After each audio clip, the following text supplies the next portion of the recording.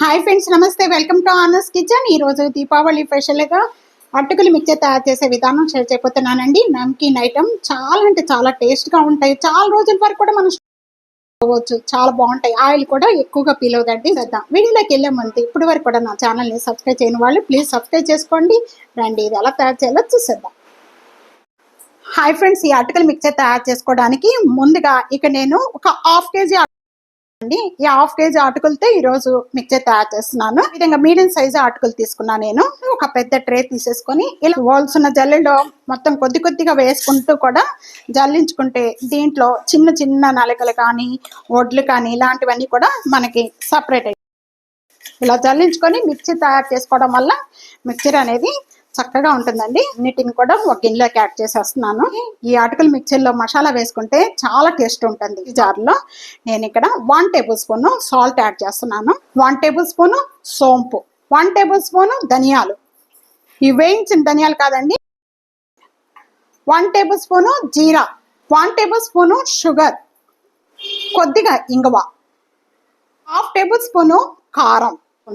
ఈ బాగా మెత్తగా చేసుకోవాలండి, పౌడర్గా చేసుకోవాలి. ఈ మసాలా పౌడర్ అంతా కూడా రెడీ అయిపోయింది. ఈ విధంగా మెత్తగా చేసుకోవాలండి. ఈ మసాలా అంతా కూడా ఈ అటుకులు మిక్చర్లో వేస్తే చాలా టేస్ట్గా ఉంటుంది. మనం అటుకులు వేయించుకోవడానికి కొద్దిగా మందమైన ప్యాన్ స్టవ్ ఆన్ చేసేస్తున్నాను. నేను 2 టేబుల్ స్పూన్ ఆయిల్ యాడ్ చేస్తున్నాను. ఆయిల్ కాగిపోయిన వెంటనే కూడా వేసుకోవాలి, లేకపోతే ఆయిల్ కాకుండా వేసుకున్నారంటే పచ్చి ఆయిల్ బాగా కాగిన తర్వాత ఈ అటుకులు వేసుకొని కొద్ది కొద్దిగా 1/2 కేజీ తీసుకున్నాము. 1/2 కేజీని ఒక హాఫ్గా తీసుకొని వేయించుకుందాము. ఒక చూస్తున్నారు కదా, ఇక్కడ స్టవ్ అనేది మీడియం ఫ్లేమ్లో పెట్టుకోవాలండి అటుకులు వేయించుకునేటప్పుడు మనం. ఇక నేను మొత్తం కూడా 3 గొప్పుళ్ళు వేసి వేయిస్తున్నాను. మనం ఒకేసారి వేసుకున్నారనుకోండి అటుకులు వేగవు. సరే 5 మినిట్స్ అలా పడుతుంది అనమాట వేగతాకి అటుకులు. కానీ మనకి ఆయిల్ అనేది పీలకుండా చక్కగా ఉంటుంది కాబట్టి కొద్దిగా టైం పట్టినా మనకి హెల్తీగా ఉంటుంది కాబట్టి ఇలా వేస్తున్నాను. ఇలా వేసుకొని తీసుకుంటే మనకి తెలుస్తుంది, కరకల్లాడుతూ ఉంటాయి. కరకల్లాడుతున్నాయండి, ఇంకా వేగిపోయాయి. వేగిపోయిన వెంటనే కూడా ఒక గిన్నెలోకి తీసేసుకున్నాం. ఇవన్నీ కూడా పౌడర్గా అయిపోతుంది. ఇలా కరకల్లాడుతూ సౌండ్ వస్తుంది కదా, అంతవరకు మీరు నోట్లో వేసుకున్నా కూడా కొద్దిగా టేస్ట్ చూసినా తెలిసిపోతుందండి. ఇక్కడ ఈ అటుకులు తీసేసిన వెంటనే కూడా ఒక 3 టేబుల్ స్పూన్ ఆయిల్ యాడ్ చేస్తాం. ఇప్పుడు మనం వీటిలో జీడిపప్పులు ఇవన్నీ కూడా వేయించుకుందాము. ముందు పల్లీలు వేయించేసుకుందాము.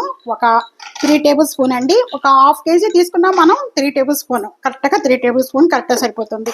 ఇవన్నీ కూడా లో ఫ్లేమ్లోనే పెట్టి వేయించుకోవాలండి. ఇప్పుడు ఇవన్నీ వేగిపోయినాయి అన్నీ కూడా ఒక బౌల్లోకి యాడ్ చేసేస్తున్నాను.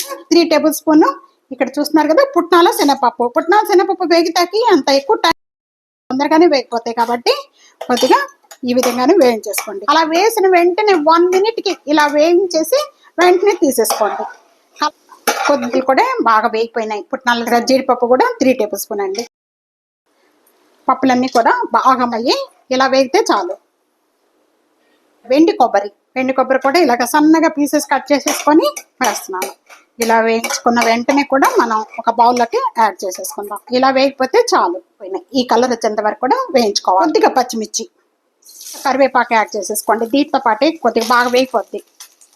వెంటనే కూడా ఒక బౌల్లోకి తీసేసుకుందాము. వేయించుకున్న అటుకులన్నీ కూడా ఒక వెడల్పాటి ట్రేలో వేసేసుకుందాం అండి. వెడల్పాటి ట్రేలో వేసుకుంటే మనకి కలుపుకోవడానికి చక్కగా కలుపుకోవచ్చు, అన్ని బాగా కలుస్తాయి. ఇలా పుట్నాల శనగపప్పు వేసేస్తున్నాను, అలాగే జీడిపప్పు, పల్లీలు వేయించుకున్న, కరివేపాకు, పచ్చిమిర్చి, కొబ్బరి, 1/2 టేబుల్ స్పూన్ పసుపు. ఈ మసాలా తయారు చేసి పెట్టుకున్నాం కదండి, ఆ మసాలా కూడా దీంట్లో వేసేస్తున్నాను. ఇలా కలుపుకోవడం వల్ల బాగా అన్నీ కూడా కలుస్తాయి. కరెక్ట్గా సరిపోయినాయి అండి. ఏది ఎక్కువ తక్కువ ఇదే మోతాదులో ఎక్కువగా తయారు చేసుకోండి. ఎక్కువగా తయారు చేసేసుకొని ఒక డబ్బాలో స్టోర్ చేసి పెట్టేసుకుంటే చాలా రోజుల వరకు కూడా మనకి ఫ్రెష్గా చాలా బాగుంటాయండి. కానీ మనం మూత టైట్గా పెట్టి పెట్టండి, గాలాడకుండా.